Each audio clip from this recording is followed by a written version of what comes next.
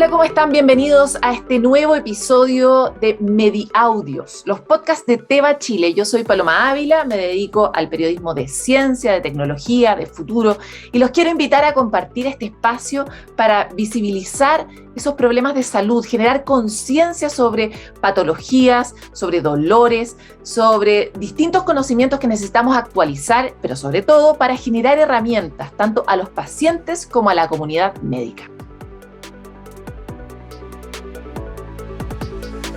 En este episodio vamos a hablar sobre el dolor crónico no oncológico. Esta es una patología que es frecuente, pero que también está muy subestimada. Esta condición genera sufrimiento, discapacidad en las personas que lo padecen, afecta definitivamente su calidad de vida de forma muy profunda y por eso es tan importante conocer e identificar cómo la podemos abordar.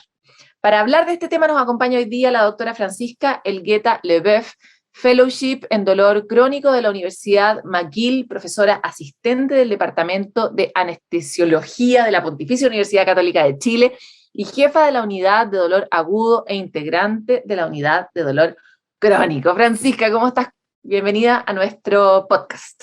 Muchas gracias por la invitación. Mira, vamos a partir por algo que parece sencillo, pero es bien profundo, que es, ¿qué es el dolor crónico no oncológico? Mira, para decirlo en términos simples, se define como dolor crónico no oncológico a cualquier dolor que dure más que el tiempo que demorará un tejido en cicatrizar en forma normal. Si le ponemos tiempo, que no es lo único importante, es un dolor que dura más de 3 meses, ¿ya? Y no oncológico se refiere porque no es una patología que tenga subyacente un tumor o un cáncer. ¿Cómo llegamos a esta medida de que los 3 meses para adelante es una medida correcta de sanación para una herida? Sí, mira, esto de los 3 meses es nuevo. Antiguamente se usaba 6 meses, ¿ya? Y ahora se acortó el tiempo. ¿Por qué? Porque es importante actuar en el tiempo de cronificación. Me explico. Si a ti te operan de una hernia, por ejemplo, uno sabe que esta hernia se va a reparar y que no va a haber dolor en un mes, hasta un mes, por ejemplo. Si tu dolor dura más que esto, ya no es normal. Si no tienes una causa que explique este dolor, ya no es normal. Antiguamente se hablaba que se esperaba 6 meses. Hoy día se dijo, ¿saben que esto es mucho tiempo? Acortémoslo porque en este periodo hay cosas que hacer, ¿ya? Nosotros le llamamos que cuando hay dolor crónico o en vías de cronificación se produce una neuroplasticidad. Tu cerebro empieza a crear nuevos circuitos, se empiezan a liberar nuevas sustancias y eso empieza a crear caminos patológicos que llegan al paciente a tener este dolor crónico. El dolor agudo, para ponerte un ejemplo, ayuda. El dolor agudo es protector, ¿no es cierto? Si yo me quemo, saco la mano. El dolor crónico no ayuda. ¿A quiénes afecta el dolor crónico no oncológico en nuestro país? ¿Y podríamos nosotros tipificar a un paciente? O sea, ¿hay una prevalencia, por ejemplo, por edad, por género? Mira, en Chile se hizo una encuesta, creo que es del 2016, por el doctor Bilbeni, y es una encuesta telefónica donde se llamó a varios pacientes, y ahí trataron de tipificar un poco a la población chilena, ¿ya? La prevalencia del dolor crónico es aproximadamente un 30%, lo que es bastante, como tú decías en la introducción. Los datos internacionales son entre 20 y 50%, 50%, o sea, estamos hablando de algo sumamente frecuente. En Chile no hubo diferencia de sexo, es decir, afecta por igual a hombres y mujeres. En otros países es más prevalente en mujeres. En Chile, además, la edad más afectada fue entre 50 y 60 años, o sea, en plena etapa laboral. Mi impresión, que atiendo pacientes todos los días, es que esta edad está aumentando. Yo tengo muchos pacientes, personas mayores, estoy hablando de mayores a 65 años, mayores a 70 incluso, que tienen mucho dolor. Y esto es totalmente subdiagnosticado y ellos mismos creen que su dolor es parte de la vejez. Y eso no es así. En Chile no hay datos actuales, pero es muy frecuente. O sea, yo que lo veo es sumamente frecuente y quizás si se mide a toda la población, sin duda no me extrañaría que fuera más, ¿ya? También es parte de la definición, tenemos que ponernos de acuerdo cómo se define el dolor para decir ya este tipo de población tiene dolor crónico, pero es tan frecuente que la clasificación internacional de las enfermedades, antiguamente, CIE-10, consideraba el dolor crónico solamente como un síntoma. Sin embargo, desde el 2022, imagínate que el dolor crónico pasa a ser una patología, pasa a ser una enfermedad, así como tener hipertensión, tener depresión, tener cefalea, cualquier cosa, pero dolor crónico ha sido tan importante que pasó a ser una enfermedad en sí misma. ¿Cuánto la cultura o la educación colaboran o no colaboran a que uno identifique que esto es una patología? Porque qué poco informados estamos respecto del dolor. ¿Cuán importante puede llegar a ser el factor cultural en ese sentido? Sí, súper buena la pregunta, Paloma, porque es sumamente importante la parte cultural. Mira, te lo pongo en un ejemplo. Yo soy anestesióloga y me toca dar anestesia para los partos, ¿ya? Las latinas, me incluyo, tenemos mucho dolor frente al parto y generalmente yo necesito anestesia peridural. Es muy doloroso. El que ha tenido contracciones puede decir que es una de las cosas más dolorosas. Sin embargo, a pacientes de Estados Unidos, canadienses, de Norteamérica, no les duele, incluso a las europeas, y no les duele. Entonces tú dices, somos todas mujeres, el parto son las mismas, y a ellas no les tengo que poner anestesia. Eso lo parte un ejemplo. Aquí hay una parte cultural, tú mismo lo dijiste, esto de generación en generación, en que no se ha ido poniendo anestesia. ¿Será más resistente? ¿Habrá genética de por medio? Sin duda. Te puedo dar ejemplos de millones de patologías en que no duelen allá y duelen acá, o al revés, acá no duelen tanto y allá duelen mucho. Es súper interesante porque en la misma definición de dolor crónico está dentro la idea de que es subjetivo, ¿verdad? Claro, y para ponerle aún más subjetividad, la definición incluye que puede ser en ausencia de lesión.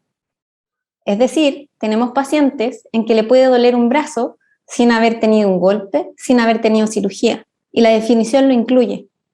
Y como tú bien dices, es muy subjetivo. Y este es el problema, porque por esta subjetividad es que tarda mucho en reconocerse. ¿Cuáles son los efectos, las consecuencias y el impacto en la calidad de vida de las personas que padecen dolor crónico? Las consecuencias son muchísimas, o sea, consecuencias físicas, psicológicas, sociales.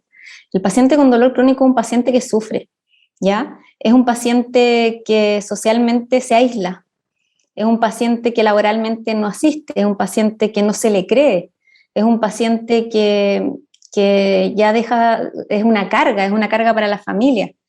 Un paciente que no quiere confesar que tiene ciertas patologías, que tiene dolor crónico porque cree que se le va a prejuiciar. ¿Qué consecuencias tiene? Tiene ausentismo laboral, depresión, alteraciones del sueño, alteraciones de relación, incluso hay niños que se afectan, que no pueden ir al colegio y así suma y sigue. Francisca, este problema es enorme. ¿Están nuestros equipos de salud realmente preparados para identificar el dolor, para tratar adecuadamente a los pacientes y acompañarlos? Creo que no. Cuando tú tratas a un paciente de dolor, necesitas un equipo interdisciplinario. Es difícil que el paciente con dolor crónico pueda responder solamente a un tratante. Cuando tú tratas a un paciente de dolor, necesitas a un equipo. Necesitas un equipo con kinesiólogos, con doctores, con enfermeras, con fisiatras, con psicólogas, psiquiatras, y entre más grande sea tu equipo y más visiones interdisciplinarias le puedas dar, el paciente va a tener un mayor éxito. Si lo separamos en parte privada y pública, siempre es difícil. En la parte privada el paciente tiene que pagar. Imagínate lo que cuesta ver todas estas disciplinas. No solo eso, el tiempo que lleva y que éstas se conecten una a otra. Eso está estudiadísimo, que lo que produce el éxito del paciente es el tratamiento como equipo interdisciplinario. En la parte pública es aún peor, porque el paciente consulta la atención primaria, hay mala formación, ellos, los que trabajan ahí, las personas de la salud que trabajan ahí, tratan con sus medios de tratar a estos pacientes. Sin embargo, por una escasa formación, por escasa preparación, también porque no tienen los insumos necesarios, no son capaces de tratarlo. Cuando logran derivarlos a un centro terciario de salud donde lo puede ver un especialista, el especialista lo capta en este grupo, lo empieza a tratar, el paciente mejora y luego se trata de devolver a este paciente a su atención primaria y no se puede porque si lo devuelve a donde el paciente consultó, no lo van a poder tratar de la forma correcta porque no están los conocimientos, y lo que es más triste es porque hay fármacos que va a usar ese paciente que están solamente en la atención terciaria y no están en la atención primaria. Entonces es difícil montar un sistema para tratar esta enfermedad, nos falta mucho aprender y reconocer el paciente con dolor crónico, y hay que formar medidas públicas para que esto fluya, pero como puedes ver es difícil. Yo creo que hemos ido mejorando de a poco. Yo soy docente y hemos tratado de meter el dolor como una patología, es decir, que todos los integrantes del sistema de salud vayan aprendiendo cómo reconocer a estos pacientes, cuán importante es derivar a estos pacientes, de creerle a estos pacientes. Vamos lento, pero creo que vamos avanzando. Yo misma me he propuesto ir formando cada vez más gente y enseñándoles acerca del dolor. Lamentablemente el dolor crónico no es parte del GES, a diferencia del dolor oncológico. O sea, tú puedes tener una patología oncológica y el GES te cubre, que es el dolor crónico no oncológico no está cubierto. Y creo que es un error, porque tiene todas las características para ser considerado una prioridad. Es un problema de salud pública, es una patología frecuente que afecta a muchos, que tiene muchos gastos. Ya la parte económica es muy importante, es una patología que genera muchos gastos y tiene todas las características, reúne para ser una enfermedad que se considere como un problema de salud pública. ¿Hay alguna forma de prevenir el dolor crónico? En lo que te explicaba anteriormente es reconocerlo tempranamente. Entre más temprano tú empiezas a tratar el dolor, desde que empieza, más lo puedes prevenir. Y cuando ya se estableció, es decir, estamos hablando que ya tiene este paciente dolor crónico, si tú lo tratas de una forma interdisciplinaria, como explicaba, quizás no se va a quitar, quizás ya no lo prevenimos como tú me preguntas, pero sí el paciente puede volver a su vida normal. Cuando ya lo pillamos muy tarde es muy difícil. Ahora, ¿cuáles son las alertas si yo creo que tal vez soy una de estas personas, tanto para el paciente o como incluso para el médico tratante, saber cuándo hay que derivar a un especialista en este tema? Un paciente que tiene un dolor que no se explica por otra causa es un paciente que hay que derivar a una unidad de dolor. Por ejemplo, a ti te duele la cabeza, pasas todo el día con dolor de cabeza, resulta que fuiste al neurólogo y te hizo todos los exámenes, descartó todo, no tienes nada que explique tu dolor de cabeza. Entonces, ese es un paciente que ya tiene que ser derivado a una unidad de dolor. Lo mismo con un dolor abdominal, lo mismo un cirujano, si ya operó un paciente, le quitó la causa del dolor, se curó, le hizo examen y ese paciente está normal, sin embargo le sigue doliendo, ese es un paciente a derivar. Cualquier cosa que se salga de la normalidad, hay que derivarla. ¿Qué consejos o recomendaciones se le podría dar a la comunidad en general frente a estos temas? Mira, yo creo que empatía, compasión, educarse son las palabras como claves para mí. Tener en cuenta que estos pacientes son pacientes que sufren. Tener dolor y que no te crean es terrible.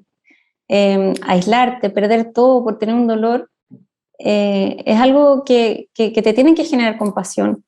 Yo creo que tenemos que educarnos también, y esto me gusta porque esto es de comunicar que hay pacientes que puede ser mañana tu mamá, tú mismo, tu hijo, que pueden tener dolor y que sufren dolor y que es importante que lo reconozcamos como patología y que lo tratemos. Imagínate que hay estudios que muestran que tú puedes tener una misma enfermedad y los pacientes que tienen dolor con la misma enfermedad mueren antes. O sea, el dolor le pone una complicación, ¿ya? Velo como que si el paciente está sangrando, tener dolor es algo que nos tiene, es una alarma, y hay alternativas como tratarlo, y si tú no puedes o no la encuentras, entonces llamo a mis colegas a derivarlo, porque quizás hay otro que sí va a poder ayudar a ese paciente. Paloma, y lo que más llama la atención que muchas veces los pacientes sentirse escuchados, validados, es una ayuda, ya eso les quita el dolor.